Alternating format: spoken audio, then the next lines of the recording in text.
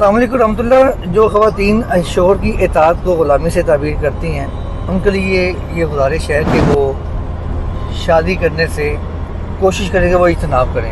Reason یہ ہے کہ وہ فطرت کے قوانین کے خلاف چلتی ہیں، اور جو شخص فطرت سے ٹکرایا ہے وہ ہلاک ہوا ہے، کبھی وہ کامیاب نہیں ہوا۔ میں آپ کو ایک بات بتاتا ہوں کہ شوہر کی اطاعت کرنا بہت ضروری ہے کہ نبی علیہ السلام نے کہا تھا کہ بہترین عورت وہ ہے جس کو اس کا شوہر دیکھے اور خوش ہو جائے، اور جب بھی اپنا شوہر اپنی بیوی کو کوئی بھی حکم دے وہ اطاعت کرے، حتیٰ کہ اللہ اور اس کے رسول کی نافرمانی کا حکم دے پھر وہ اطاعت نہ کرے۔ اس کے علاوہ وہ ہر چیز میں عورت پابند ہے اپنے شوہر کی اطاعت کرنے میں۔ قرآن نے جو لفظ بولا ہے وہ یہ کہا ہے کہ جو نبی نوح کی اور نبی لوط کی جو بیوی تھی کانتا تحت عبدین، اور میرے بندوں کے انڈر تھی۔ انڈر سمجھتے نا آپ، مطلب ان کے تحت رہتی تھی اور ان کے ماتحت تھی۔ ماتحت اسے کہتے جو اس کا فرما بردار، اس کے تحت زندگی بسر کرنے کا مکمل زندگی اس کے مطابق گزارے۔ اور دوسرا جو زلیخا کا واقعہ جو بیان ہوا قرآن میں، وہ بھی اسی طرح کہ جب وہ نکلی باہر تو دوبارہ کھلا تو الف یا سیدہ لدى الباب، اس نے اپنے سردار کو آقا کو سامنے پایا۔ تو جب قرآن شوہر کو سردار کے ساتھ تعبیر کرتا ہے اور سربراہ کے ساتھ تعبیر کرتا ہے، قوام کے ساتھ تعبیر کرتا ہے اور کہتا ہے بیویاں اس کے اندر ہیں، تو میرا خیال یہ قانون فطرت ہے، ہم اس کے خلاف نہیں جا سکتے۔ اور دوسری بات ہے کہ میں نے دیکھا ایک بار کہ جب میں اپنے اسکول میں میرے پاس ایک ٹیچر تھی، وہ میڈم تھی میرے پاس، تو ہر وقت وہ پریشان رہتی ہے۔ ان سے میں نے پوچھا ایک بار کہ پریشانی کا سبب کیا ہے۔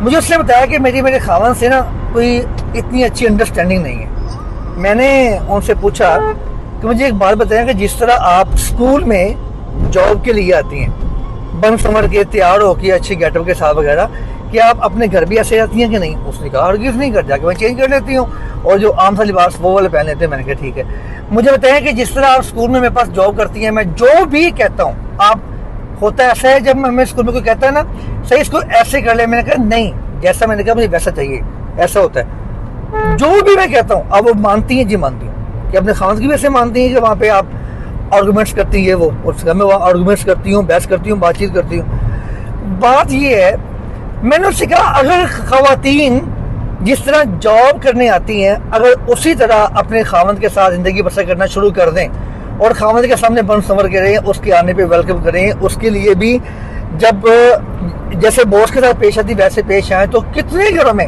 ڈیورس کی شرح کم ہو سکتی ہے، بہت زیادہ۔